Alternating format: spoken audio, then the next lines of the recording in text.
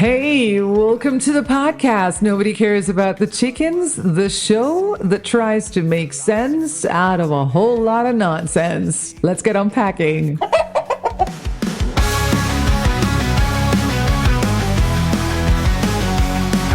It's 1973, and in a no-frills room at Stanford Research Institute, a man named Ingo Swann is about to make one of the most bizarre claims in scientific history. He's describing rings around Jupiter. Rings that won't be officially discovered by NASA's Voyager mission until 1979. Was this just a lucky guess, or is there something more? Humor cuts away the fear. Elevate your heart, your mind. In the chaos, peace we'll find. This discovery kickstarted one of the CIA's most unusual ventures, Project Stargate. For nearly 2 decades, the U.S. government spent roughly $20 million exploring whether the human mind could transcend space and time to gather intelligence. As physicist Russell Targ, who ran many of these experiments, noted, the fact is the human mind is capable of obtaining information that is covered by distance, time, and even electromagnetic shielding. The results were quite perplexing. Take Pat Price, a former police commissioner turned psychic. In 1974, he provided detailed descriptions of a Soviet research that included a giant gantry crane and underground spherical chambers. When satellite imagery later confirmed several of these details, even the skeptics began to raise their eyebrows. Find new ways till we die. Now, while Americans were running these experiments, the Soviets were pouring roughly 60 million rubles annually into their own psychic research program. Wow.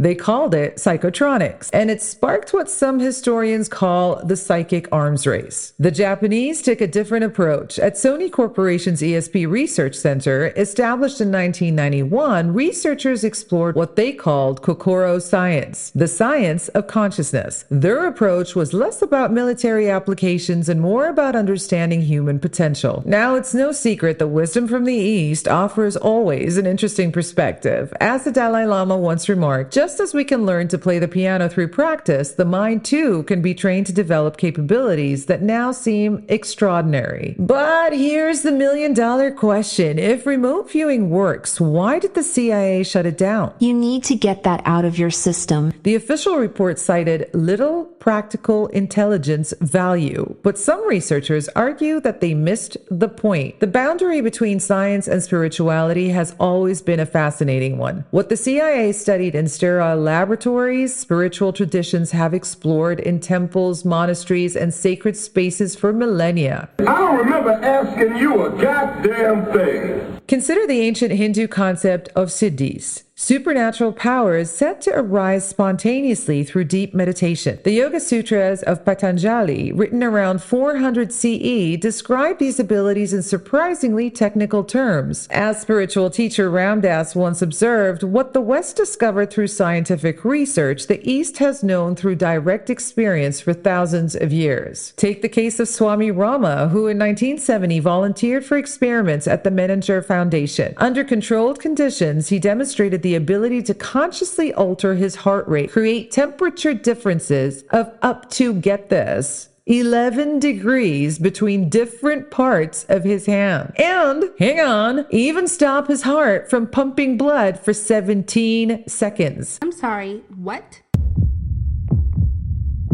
The researchers were, of course, baffled. Here was measurable evidence of abilities that Western science had deemed impossible. In Christianity, we find similar phenomena described through a different lens. St. Padre Pio, a 20th century Catholic priest, was reportedly seen in multiple locations simultaneously. One particularly striking incident occurred apparently during World War II when American pilots reported seeing a flying monk, which prevented them from bombing an Italian town. Later, multiple witnesses confirmed Padre Pio never physically left his monastery during these sightings. But it is also important to note that this isn't documented in history, but more of an unverified legendary story that kind of lives on till today. Wow, it's very nice. The Islamic tradition offers yet another perspective through the concept of kashf, or unveiling. The 12th century Sufi mystic Ibn Arabi described experiences that sound remarkably similar to remote viewing protocols. The heart has windows open to the unseen world,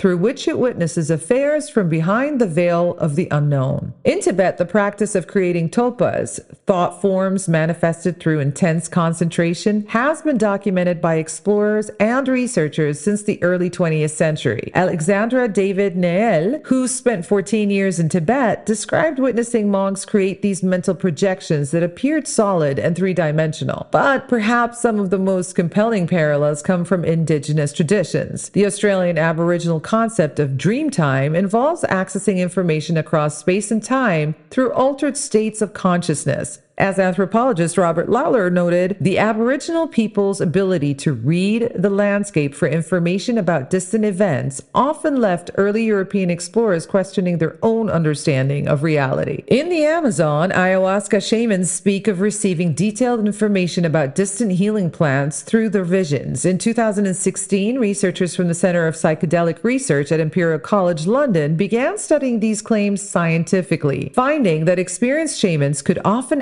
accurately describe events occurring miles away during their ceremonial states. The Japanese Shinto tradition adds another layer with its concept of musubi, the interconnected nature of all things. As Shinto priest Motohisa Yamakagi explains, what appears separate to the ordinary eye is actually deeply connected in ways our modern minds struggle to comprehend. So, what's particularly intriguing is how diverse traditions separated by vast distances and centuries describe such similar phenomena. Remember, guys, there were no mobile phones back then.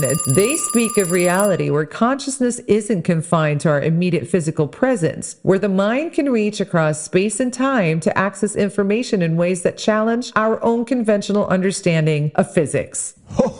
Oh, did you see that? So now consider the work of Professor Yoshio Machi at Japan's Tohoku University, who studied the traditional Japanese practice of Reikan, which is spiritual sensing. His research in the 1990s suggested that certain individuals could detect changes in electromagnetic fields that most people couldn't perceive, offering a potential bridge between ancient spiritual practices and modern scientific understanding.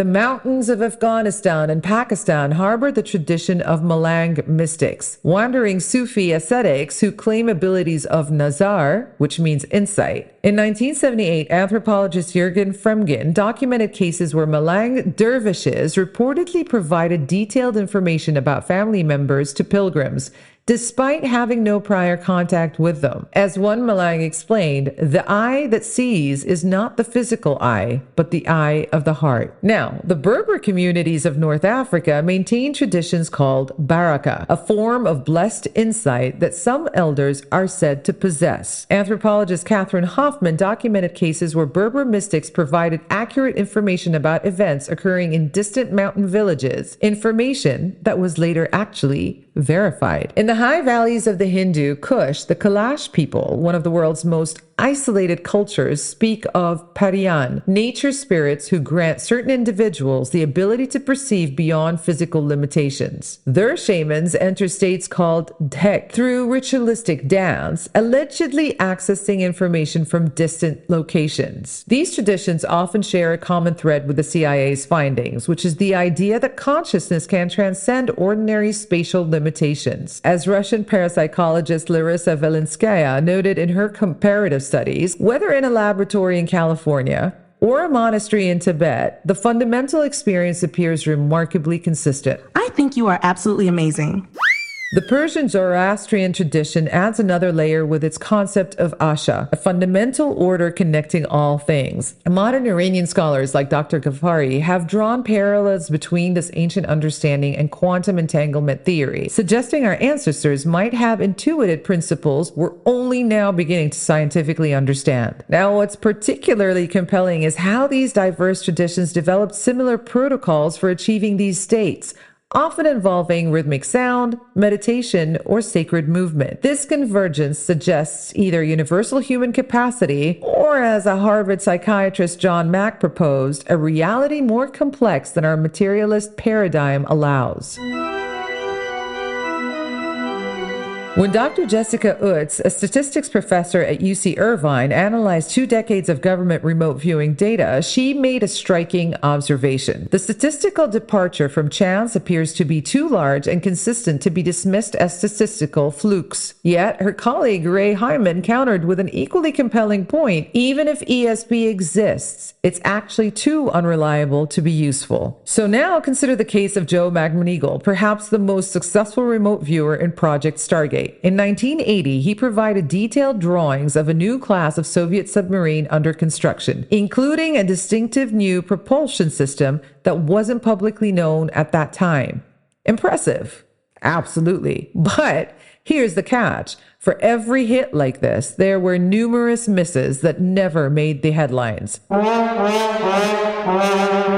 So Russian researcher Dr. Leonid Vasilyev's work at the Institute of Brain Research in Leningrad offers an interesting parallel. His team documented instances of apparent telepathic communication under strictly controlled conditions.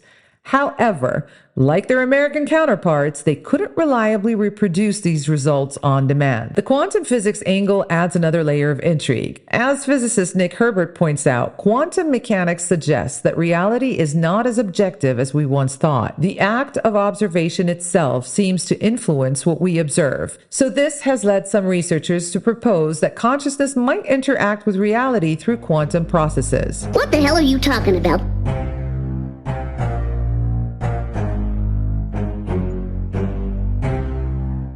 At Japan's Riken Research Institute, physicist Masaru Emoto conducted controversial experiments suggesting human consciousness could affect the molecular structure of water. While his methods have been criticized, his work raises interesting questions about the boundaries between mind and matter. The Mongolian Academy of Science has been studying their local shamans' abilities since the 1990s. Their research suggests these practitioners can achieve altered states where normal spatial temporal boundaries seem to blur. One of their doctors noted, "We see consistent patterns in brainwave activity during these states, but we still can't explain the information they sometimes access." Chinese researchers at the Aerospace Medicine Engineering Institute have documented cases where trained Qigong masters apparently affected physical sensors at a distance. Yet, like Western studies, these effects prove frustratingly difficult to replicate consistently. Professor Robert Yan, who ran the Princeton Engineering Anomalies Research Lab for nearly 3 decades, summed it up quite well. He says, "If you approach this expecting the clarity of conventional physics, you will be sorely disappointed. We're dealing with a phenomenon that seems to straddle the objective and subjective realms." Israeli researcher Dr. Avi Loeb from Harvard suggests an intriguing perspective. Perhaps our current scientific instruments are simply too crude to reliably measure these subtle effects. After all, before the invention of the telescope, many astronomical phenomena were equally elusive. Recent work at the Institute of Noetic Sciences has shown small but statistically significant effects in controlled experiments. Researcher Dr. Dean Radin explains, "The effects are typically subtle. We're not seeing Hollywood-style psychic powers, but the statistical patterns suggest something genuine is occurring, even if we don't understand the mechanism." Kids, you tried your best, and you failed miserably. This guy was good.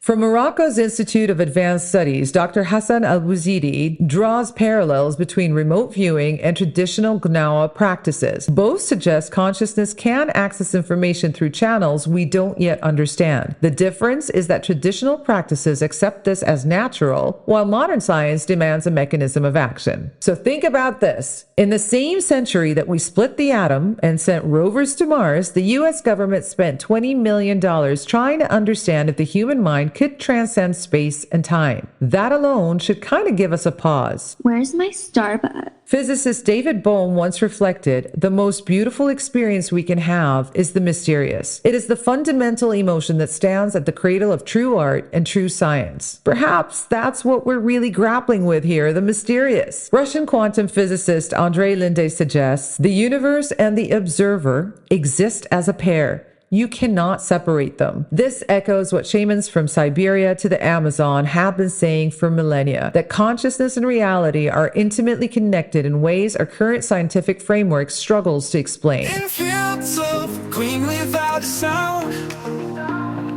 feathers fall, they hit the ground. Throughout history, humans have consistently experienced phenomena that transcend our current understanding. Our explanations evolve, from spirits to electromagnetic fields to quantum mechanics, but the core experience remains remarkably consistent. The Dalai Lama puts it more directly. Just because something cannot be readily explained by our current scientific understanding doesn't mean it isn't real. It might mean our science isn't complete.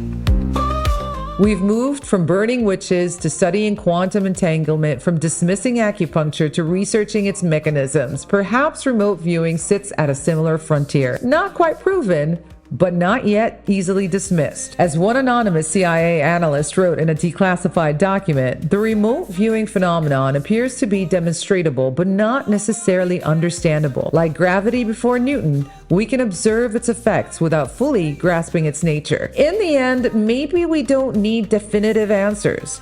Maybe, as ancient wisdom traditions suggest, some truths can only be experienced and not explained. And perhaps that's okay. The universe surely holds more mysteries than our philosophies have ever dreamed of. Because ultimately, the most profound questions aren't about what we can prove, but what we're willing to see. And in that space between certainty and mystery, between science and experience, we might find something even more valuable than answers. We might simply find wonder. While the CIA was spending millions having psychics stare at pictures trying to describe Soviet facilities, they somehow missed rather obvious non-psychic intelligence about major world events. We had people trying to remote view Moscow while missing actual spies right under our noses.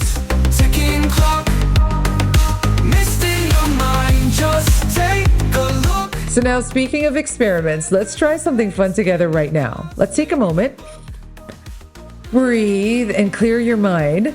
Now, I'm thinking of a location somewhere in the world, a place with deep historical significance. Why don't you write this down and see if you get any impressions? What do you see? What do you feel? Let's check this out. Ready?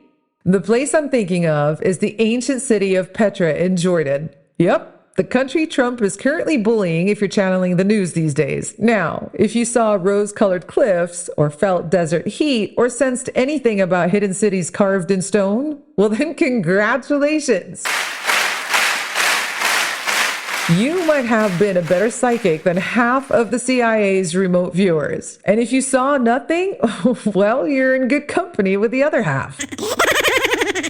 Even the Mongolian shamanic traditions have a sense of humor about this. There's an old saying among the steeps: a shaman who can see across the mountains might still trip over his own boots. It's their way of reminding us that even the most extraordinary abilities don't make us immune to ordinary human foibles. You fools! I give you the simplest tasks. I give you a small group of robots.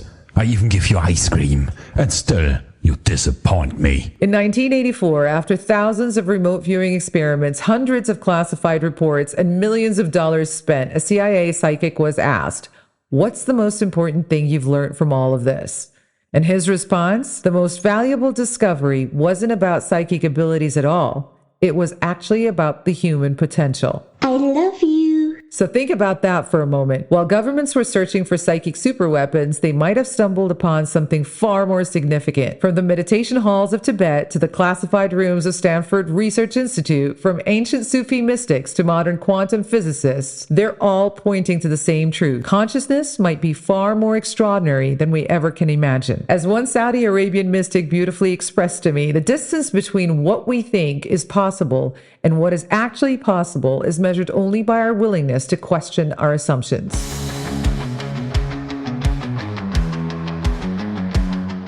I don't remember asking you a goddamn thing. But who can see? Philosophers with pens in hand, questions deep, ain't life grand? So here's the golden nugget for today, something the ancient traditions have known and modern science is beginning to understand.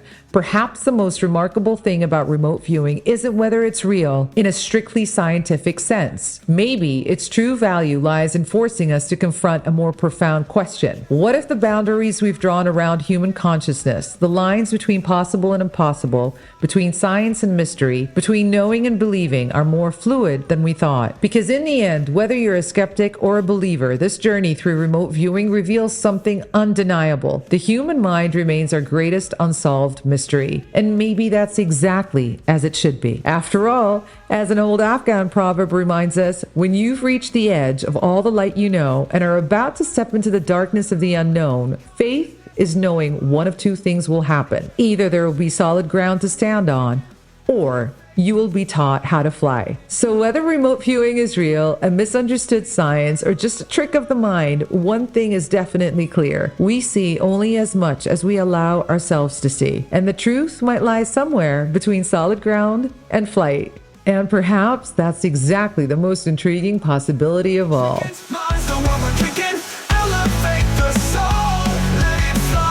Until next time, keep questioning, keep dreaming, and most importantly, stay open. And before you go, do me a tiny favor, hit follow, leave a comment, or drop a review. What you say truly matters to me deeply. Your support is the fuel for the circus train, and I promise to keep trying to improve. I'm on a mission to prove that even if you think you're a nobody or you're not famous, you can always be someone for somebody. Take care, stay curious, and remember, nobody cares about the chickens, but there's always someone out there that definitely cares about you. Mom, somebody just followed me. This show is sponsored by LookChaos.co, www.lechaos.co. Genderless, sustainable, trendy lifestyle.